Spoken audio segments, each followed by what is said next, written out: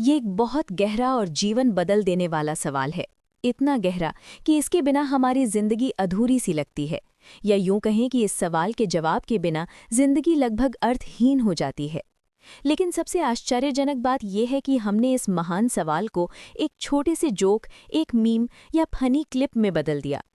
कोई व्यक्ति ने बहुत सादगी से पूछा था, शिक्षा क्या है, एजुकेशन क्या है, बस इतना। लेकिन इसी छोटे सवाल के पीछे इतनी विशाल सच्चाई छिपी थी कि अगर लोग इसे गंभीरता से समझ लें तो पूरा शिक्षा तंत्र हिल सकता है। आपने भी कभी न कभी सोशल मीडिया पर राजीव तलवार या ऐसे ही किसी क्लिप को देखा होगा जहां यही सवाल पूछा जाता है, लेकिन हमने उसे हंसकर टाल दिया। असली बात वहीं से शुरू होती है। अगर कोई पूछे एक छात्र के लिए सबसे महत्वपूर्ण चीज़ क्या है, ज़्यादातर कहेंगे पढ़ाई। फिर पूछे पढ़ाई क्या है, जवाब आएगा एजुकेशन। और फिर वही घातक सवाल, एजुकेशन क्या है। यहीं ज़्यादातर लोग रुक जाते हैं, क्योंकि हमें पता ही नहीं कि हम जिस चीज़ के पीछे उम्र भर भागते हैं उसका असली अर्थ क्या है।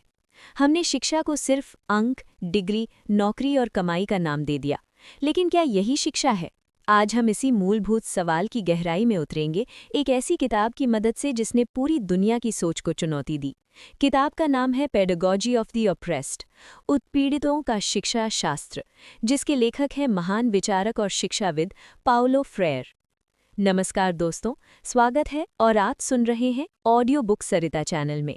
चलिए बिना देर किए समझते हैं इस क्रांतिकारी किताब को। इस किताब को समझने से पहले एक बुनियादी लेकिन गहरी सच्चाई जान लें। बचपन से हमें यही सुनाया जाता है, पढ़ाई करो, पढ़ाई से जीवन संवर जाएगा, भविष्य बनेगा। लेकिन किसी ने कभी नहीं बताया कि पढ़ाई आखिर होती क्या है। स्कूल में किताबें थमा दी जाती हैं, जवाब रटवाए जाते हैं, परीक्षा होती है और नंबरों से तय कर दिया जाता है कि कौन होशियार है, कौन नहीं। पाउलो फ्रेयर इसी पूरी प्रक्रिया पर सबसे बड़ा सवाल उठाते हैं।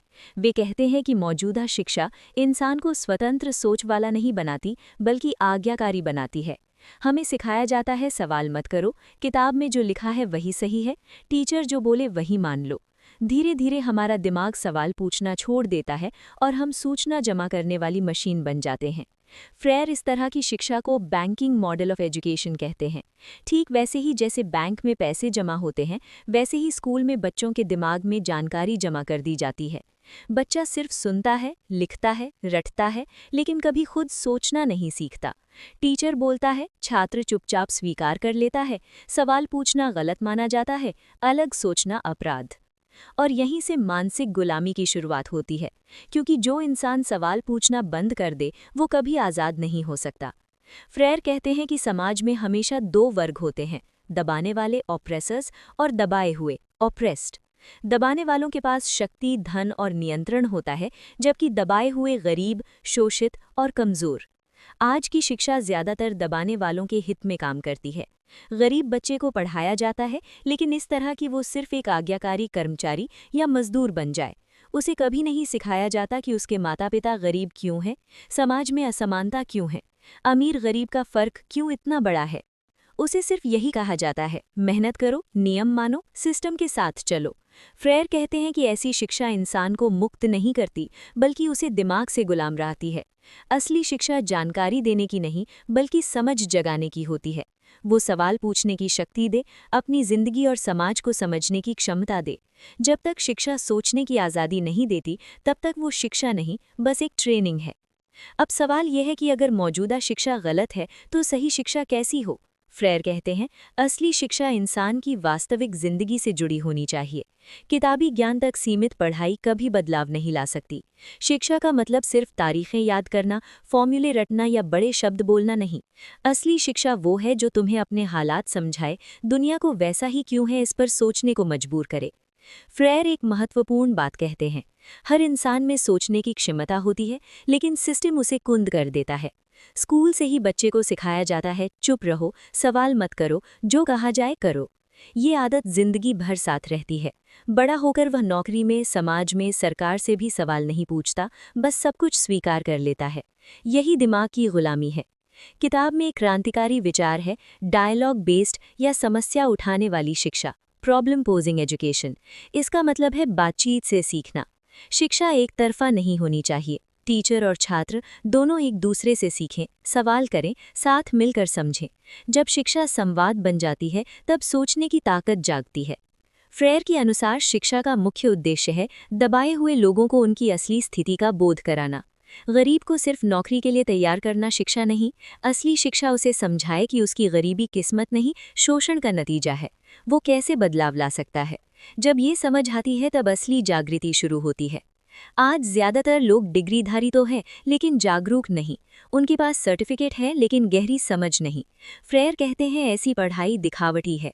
असली शिक्षा इंसान को अंदर से जगाए, हक के लिए खड़े होने की हिम्मत दे, सोचने की ताकत दे। फ्रेयर एक कड़वी सच्चाई बताते हैं, दबाने वाले कभी नहीं चाहते कि दबाए हुए जागरूक हों।